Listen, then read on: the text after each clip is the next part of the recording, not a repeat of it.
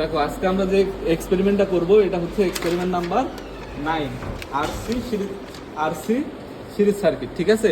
তাহলে দেখো RC series circuit আর RL এর আগে যেটা করছিলাম 8 number experiment RL series circuit, দুইটার মধ্যে পার্থক্য কি? জাস্ট এখানে ক্যাপাসিটরের একটা সিম্বল আছে আর ওইটাতে কি ছিল? একটা ইন্ডাক্টর ছিল। তাহলে আমরা 8 নাম্বার এক্সপেরিমেন্টটাকে জাস্ট ক্যাপাসিটরের দুইটা তার খুলে যদি ইন্ডাক্টরের দুইটা তার লাগাই দিই তাহলে আমাদের এক্সপেরিমেন্টটা কিন্তু হয়ে যাবে। তো আমরা দেখো যেহেতু আমাদের ওই সার্কিটটা নাই, আমরা নতুন করে সার্কিট রেডি করব, ঠিক আছে। তাহলে এটাতে আমাদের কি কি প্রয়োজন পড়বে? আগেরটার মতোই ভ্যারিয়াক, রেজিস্টর আর ক্যাপাসিটর, ঠিক আছে। আর কি লাগবে? ভোল্ট মিটার লাগবে, অ্যামিটার লাগবে, এর বাহিরে আর কিছু না। সেম ভাবে একইভাবে আমরা কানেক্ট করব। তাহলে প্রথমে দেখো আমরা প্রথমে এই যে ওইটার মতো করে সার্কিট রেডি করব, ঠিক আছে। প্রথমে সাপ্লাইয়ের একটা তার কোথায় দিব? অ্যামিটারের অপর প্রান্ত কোথায় দিব?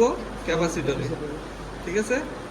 আর ক্যাপাসিটরের এক প্রান্ত দিব রেজিস্টরে, রেজিস্টরের অপর প্রান্ত কোথায় দিব? সাপ্লাই। ক্লিয়ার? এতটুকুই আমাদের কাজ। ঠিক আগের মতো করে সাপ্লাইয়ের দুই টার্মিনালে ধরে আমরা সাপ্লাই ভোল্টেজ মাপবো আর ক্যাপাসিটরের দুই টার্মিনালে ধরে ক্যাপাসিটরের ভোল্টেজ ড্রপ মাপবো, ঠিক আছে। তাহলে দেখো একইভাবে আমরা যদি সাপ্লাইয়ের দুই টার্মিনালে ধরি তাহলে সাপ্লাই ভোল্টেজ পাবো ভিএস। তাহলে আমরা ভিএসটাকে অ্যাডজাস্ট করে নিব। নেওয়ার পরে অ্যামিটারে কি হবে? আমাদের কারেন্টের রিডিংটা দেখাবে। আর লাস্ট আমাদের বের করতে হবে ভিসি।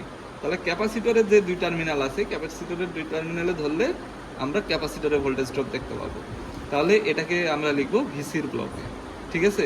জাস্ট এতটুকুই আমাদের এক্সপেরিমেন্ট। এইভাবে ডাটাগুলো নিয়ে বাকি ডাটাগুলো ক্যালকুলেশন করে তোমাদের লিখতে হবে, ঠিক আছে।